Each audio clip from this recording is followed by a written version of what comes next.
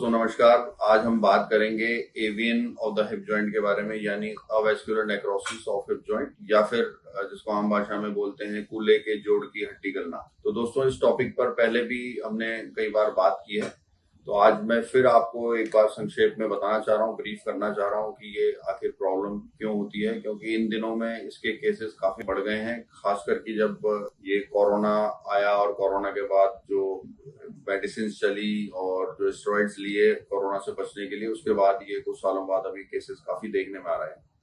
तो दोस्तों धीरे धीरे ये आपके जो ग्रोइन है या जो कूल्हे का जो हिस्सा है उसमें दर्द और जकड़न होती है। ये महसूस होता है कि कुछ चलने में समस्या आ रही है, या बैठ के खड़े होने में दिक्कत आ रही है, या फिर आलती पालती बनाने में, या फिर स्क्वाट्स करने में, या फिर उकड़ू बैठने में दिक्कत से शुरू होता है। अक्सर जब शुरुआत में इसको देखते हैं तो पेशेंट अक्सर ये कमर के निचले हिस्से में दर्द की कंप्लेन करते हैं। तो अक्सर ये जब हम इसको पेशेंट्स को देखते हैं और अगर ढंग से अगर इसमें हिप जॉइंट का एग्जामिनेशन नहीं हुआ है तो ये मिस हो सकता है शुरुआती स्टेज में। और शुरुआती स्टेज में इसको पकड़ना है, इसको डायग्नोस करना बहुत जरूरी है, क्योंकि ये अगर एक बार स्टार्ट हो जाता है तो धीरे धीरे प्रोग्रेस करता है और ये समय के साथ बढ़ता है, और अंत में जब कूल्हे का जॉइंट पूरा खराब हो जाता है तो फिर इसमें समस्या गंभीर रूप ले लेती है। तो अगर शुरुआती दौर में अगर इसमें एक्सरे से या फिर एमआरआई से इसमें ये डायग्नोस हो जाता है एवियन, तो फिर इसमें शुरुआत में कुछ मेडिसिन हैं, इसके कुछ प्रोटोकॉल्स हैं जिसमें एस्पिरिन देते हैं, कुछ विटामिन देते हैं, और भी कुछ मेडिसिन आती है, उसको स्टार्ट किया जाता है। फिजियोथेरेपी साथ में स्टार्ट करते हैं।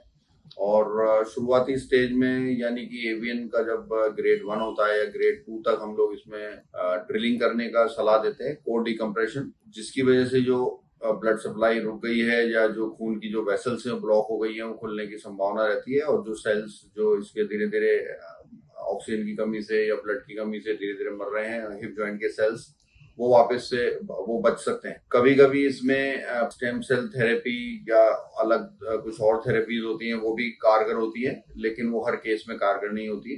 इसके अलावा फिजियोथेरेपी, मेडिसिन और कोर डिकम्प्रेशन एंड ड्रिलिंग के अलावा अगर पेशेंट्स कुछ एक्टिविटीज को रेस्ट्रिक्ट कर सकते हैं, या जैसे स्पोर्ट्स हैं या लंबे समय तक खड़े रहना या दौड़ना भागना, तो ये जॉइंट्स लंबे समय तक चल सकते हैं। धीरे धीरे ये जो प्रॉब्लम है ये प्रोग्रेस करेगी, यानी ये धीरे धीरे बढ़ेगी और कई महीनों या सालों के बाद जॉइंट पूरी तरह से खराब हो जाए। अगर जॉइंट एक बार पूरी तरह से खराब हो गया तो उसको वापस से ठीक करने का कोई उपाय नहीं है, और उसको फिर अंत में चेंज ही करना होता है या उसको बदलना होता है, जिसको आम भाषा में जॉइंट रिप्लेसमेंट या हिप आर्थोप्लास्टी बोलते हैं। आजकल की जो टेक्निक्स है, नई टेक्निक्स है, उसमें हिप जॉइंट रिप्लेसमेंट या आर्थोप्लास्टी के बाद पेशेंट काफी हद तक सामान्य जिंदगी जी सकते हैं। स्पोर्ट्स नहीं खेलना अलाउड होता है, लेकिन ड्राइविंग करना या चलना या वॉक करना या गाड़ी चलाना, ये सब चीजें की जा सकती है। तो दोस्तों अगर आपको जॉइंट्स में, ग्रोइन में कुछ प्रॉब्लम महसूस हो रही है तो उसको नेग्लेक्ट ना करें और